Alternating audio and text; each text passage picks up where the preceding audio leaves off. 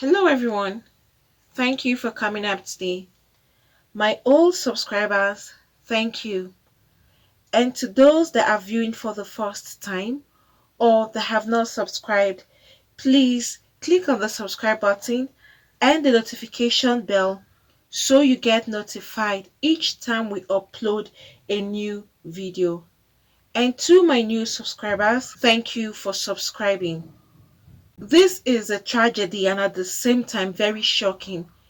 A boyfriend ties his own girlfriend to the bed and sets her body on fire. She goes by the name Margaret. She's a resident of Injuru in Kasarani sub-county in Kenya. She invited her estranged boyfriend to her home so that they could iron out their differences and see if they can settle things because they were having issues in their relationship. Things wasn't just working out fine. So Margaret felt, okay, the best thing was for them to dialogue, talk to each other and see if these things can be resolved. However, she had a medical training and operated a private clinic in that same Kasarani County. And the suspect, who was carrying a backpack, arrived at the deceased home. That is, her own boyfriend carrying a backpack came to her own house at around 8 a.m. on Thursday, and she had two other house help, that's Damaris and Zainab. And these two house help were the ones assisting and doing other things, chores for her in the house. So when her boyfriend came to the house, these girls now had to offer him tea to take, but the guy said that he was okay. But to this maid, they are saying that this boyfriend looked like someone who was disturbed. He didn't look so okay. That was their concern when they went to offer him this tea. And then after a while, the Margaret, that's the madam of the house, who is 34 years old and she's a mother of one because she has a 4 years old son. She now asked that the both housemaid go and buy meat in a nearby butcher shop for her. She sent both of them away from the house. And then she was left alone in the house with the boyfriend when the two maids left. And this was what they said. They were now narrating the story that the maid, since they were still around to know what happened. They said that when they reached the butcher's shop and ordered meat, which was costing like 500 cash, that's Kenya's currency, that they called the madam, that's Margaret, and asked her to send the money. Okay, let me read through what the maids had said. These were their exact words. When we reached the butcher's shop and ordered the meat costing like 500 Kenyan currency, we called our employer and asked her to send the money, but she said she hadn't loaded cash to her wallet. We left the meat and returned home, said Nyamusi, that's one of the maid. Upon arrival, Margaret, who was visibly irritated, asked us why we couldn't let her take privacy with her boyfriend. She thereafter gave us the 500 Kenyan currency and told us to go buy the meat and hang around until she was ready to have us back in the house. Hours passed by and we hadn't received a call from her. One of the nannies called and told her that we were hungry and wanted to go back home and eat. Margaret, whose intention was to keep us out longer, sent us money and said we should eat at a nearby restaurant. This was what one of the nannies was explaining. And also the nanny said that while they were having their meals, one of their neighbors called and informed them that their house was on fire. Then this was the nanny now narrating her own part of the story, said, we rushed home and found smoke billowing from our boss's bedroom. Neighbors had attempted to put out the fire. On accessing our employer's room, we found her arms and legs tied to the bed, and her body was gutted by the flames. Her face was completely destroyed by the fire. Her estranged lover was nowhere to be seen. This is what they were explaining after they got back to the house, when the neighbors alerted them that there was fire coming out from their house. They had to rush back, but on reaching there, they saw their madam on the bed, tied. Her hands and her leg were tied to the bed, burnt. So after a while and efforts by the neighbors, they had to try to see how they could contain the fire. And on Wednesday night, she heard her boss, one of the maids was saying that she heard her boss speaking with her lawyer on the phone, saying that her boyfriend was demanding 37,000 Kenya currency, which he had lent to her. That is, the boyfriend gave her 37,000 and he wanted her to pay back. So she now involved her lawyer. She said that the man had threatened to come to collect the money that same Thursday, just this Thursday that passed, to come to the house to pick up the money from her. But it still remains unclear whether the suspect allegedly killed Margaret over the debt or it was a case of love gone sour. So none of them were actually very sure. And the police arrived at the scene at exactly 4:30 p.m. that same Thursday and collected her body for preservation at the city mortuary. Right now, the boyfriend has not been found, and they have launched a serious hunt for this particular guy. And the nannies who has been working for Margaret for 3 weeks said they had stayed there for a very long time. That's that 3 weeks period. They got to know her person and know that she was a very nice woman, and said that it was the first time they were even meeting that her boyfriend. That was what the maids were actually saying, because for those 3 weeks they've been with her, they hadn't seen him, not until that very day. And they said that what they know is that their boss had separated from her lover months ago.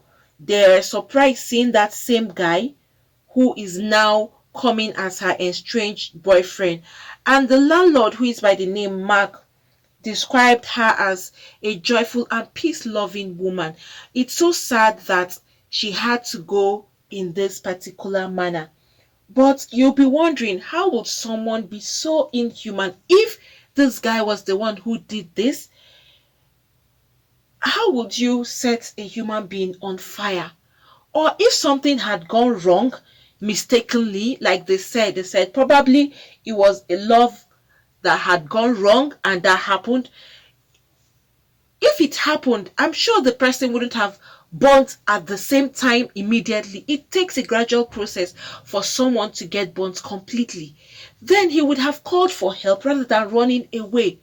Because right now, he is now seen as a guilty person, a guilty suspect in this particular crime.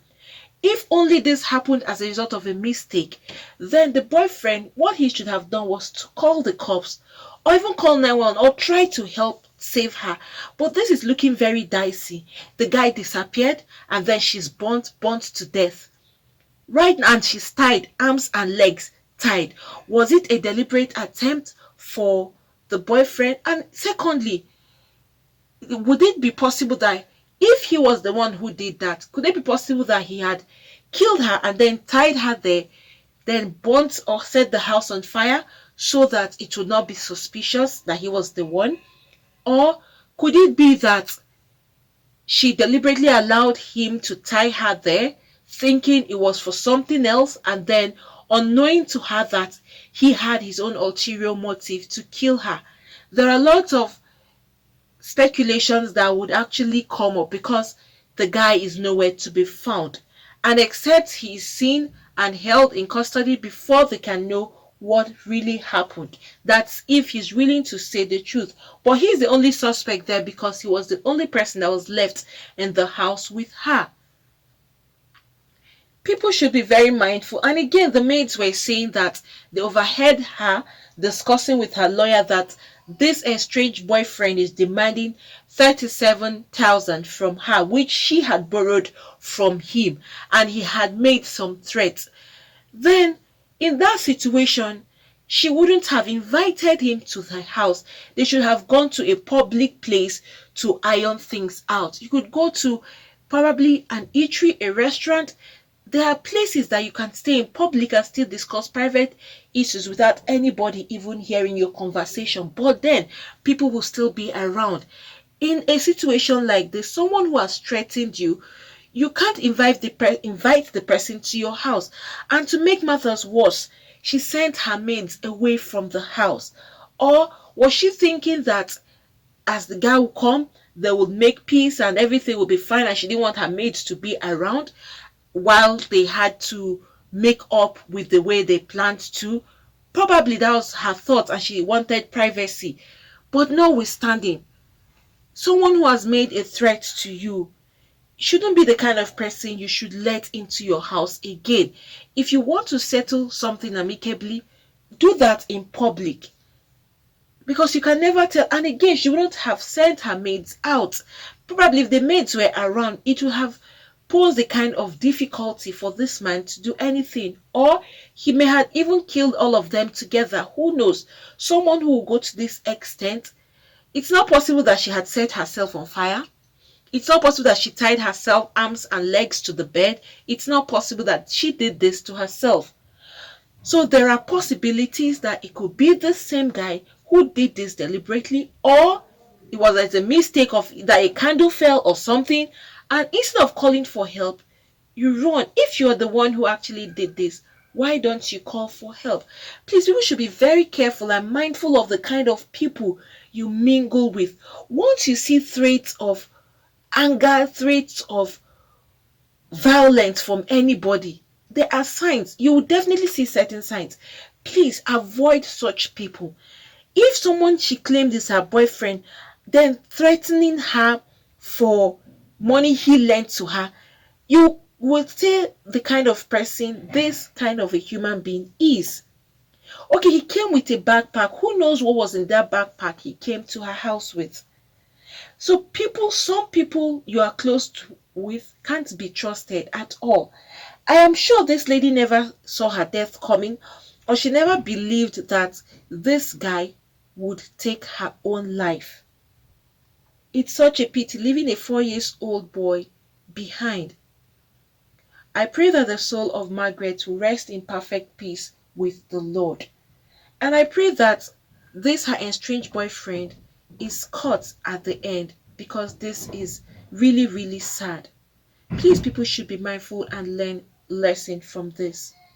Friends, I'm here today to talk about how to start up a new YouTube channel. So for those that are looking to start up a new YouTube channel, probably you've been trying to figure out how to go about it, or you have been trying to see what it entails or what you need to start. That's why I'm here today, to give you the easy way for you to get this done. Not just the easy, but the best method, and also to give you or to talk about the best teacher who will give you all that is required for you to start up your own YouTube channel. This is a teacher. He is really successful with his YouTube, and he has been a teacher for so long now. Teacher is Matt Pa. He's going to give you a step-by-step method on how to start up your own YouTube channel. No stone unturned. Every step of the way, he's going to lead you through it. You have links that you can actually reach out to him and communicate with him directly. That's Matt Pa there. You can see the huge successes he has made in YouTube. You can see his silver, you can see the gold, you can also see his revenue that he's actually making on YouTube, which is very huge. He is going to give you a YouTube step-by-step tube mastery class, every step of the way from the beginning of the opening of the channel to how you can start up and put up your videos. He is leaving no stone unturned, like I said. So for those that are seeking for how to start up their own YouTube channel, this is the easiest and the fastest way for you to have access to this particular teacher who is honest and straightforward, and you will enjoy every bit of the class and you will have lots of gain. At the end of your class, you will have lots to hold on to and to start up your own YouTube channel. It's going to be like an ABC class starting from the scratch. So please, for those of you that are interested in starting up their own YouTube channel, Matpa, he is the teacher and you will have direct access to him. I'm dropping the link below. So please, you just click on that link and you will have access to Matpa's class. He is going to give you the whole content of YouTube and all that it takes for you to be successful in YouTube and how to start YouTube from the scratch. Like I said, and I'm going to repeat, he's leaving no stone unturned. And it's so interesting that if you have any kind of complaint, no matter the time you have this complaint or you are confused about anything, you can communicate directly to him and he will give you a response as soon as he gets your question or as soon as he gets your mail or anything you're trying to confirm from him. He is quick at responding and he will give you the right answers. And even if you go elsewhere to search, you find out that what he is saying is actually true. He wouldn't mislead you. So please, for those of you that want to start your own YouTube channel from the scratch and see how you can be successful on YouTube, please go to this link, click on the link below so you will have access to the teacher. That's the teacher there you can see and see his success. You can go through that and then you click on the link so that you can have direct access to Matpa himself. This teacher, you will enjoy and enjoy every bit of the classes that he's going to give to you. So friends, do not forget to click the link below so you have access to Matpa's Tube Mastery class, and he will give you the best teaching for YouTube you would really need to start your own channel. Friends, thank you for coming up today.